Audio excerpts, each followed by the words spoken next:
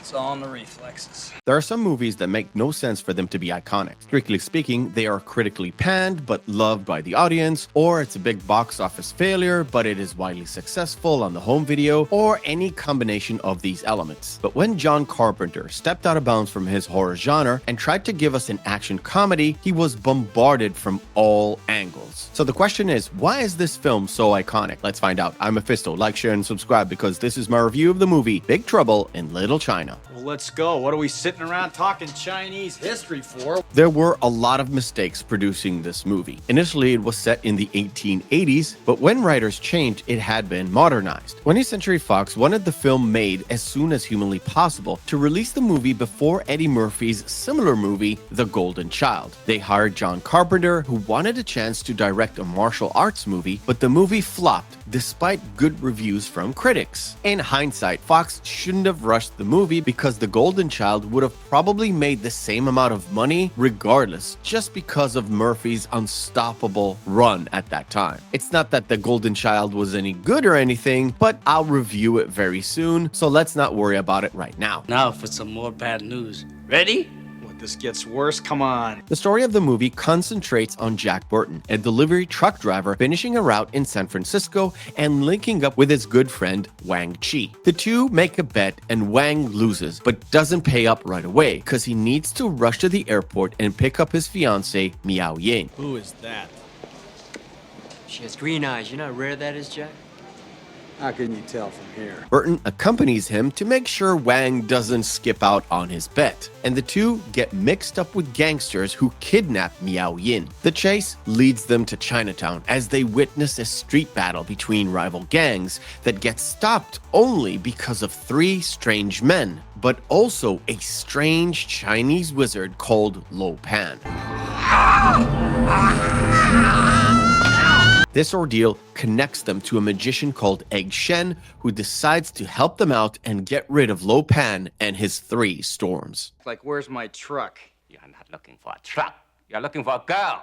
A girl with green eyes. Yes. Before we get to the movie itself, I want to talk about the casting. Kurt Russell is at his best when he's put into a role where he plays the goofy but serious character. Think of a lovable rogue, a Han Solo type. The man has great comedic timing and willingness to make a fool out of himself. Plus, when things go wrong, he can't help himself but throwing a couple of jokes. Jack Burton is just that character. He is in over his head in an issue that he knows nothing about, but he wants his stolen truck back and go back on the road. And that is his motivation. And if you know anything about his career, it is almost the opposite of Snake Plissken or RJ McGreedy, because with Jack Burton, Russell goes pretty far with his physical comedy and his comedic timing. So sometimes you get the jokes that are fish out of water, and sometimes you get full-on physical comedy, but it never fails to entertain. Follow the leader. 1, 2, 3.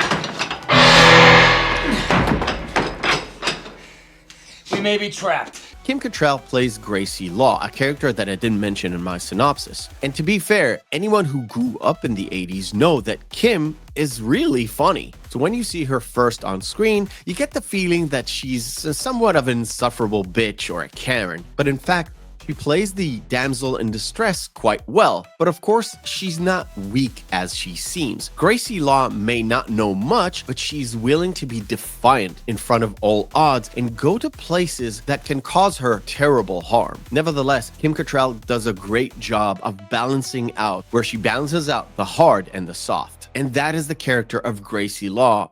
You bastards, unchain me! You're not gonna get away with this! Where's Lo Pan?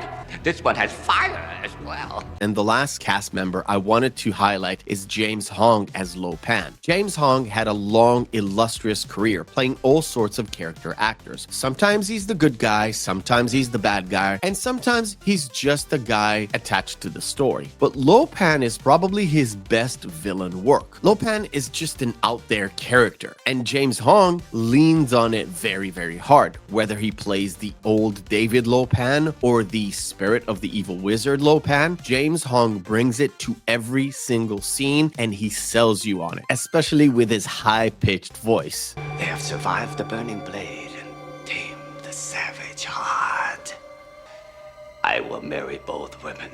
Big Trouble in Little China should not be this great. The comedy is subtle, the effects are pretty awesome, but I think it actually came out at the wrong time. It is very much an 80s action comedy with martial arts, kind of woven in between, but it is a product of its time. Think of it as 80s retro before the 80s retro. Even back then, this was all considered too cheesy for theater, and maybe that's why it did so well in home video, becoming a cult classic. So you get to sit there and watch and rewatch over and over again and uncover all these jokes and quotes and quips that you missed, and then you realize, wow, this movie is just awesome. What's happening, Wang?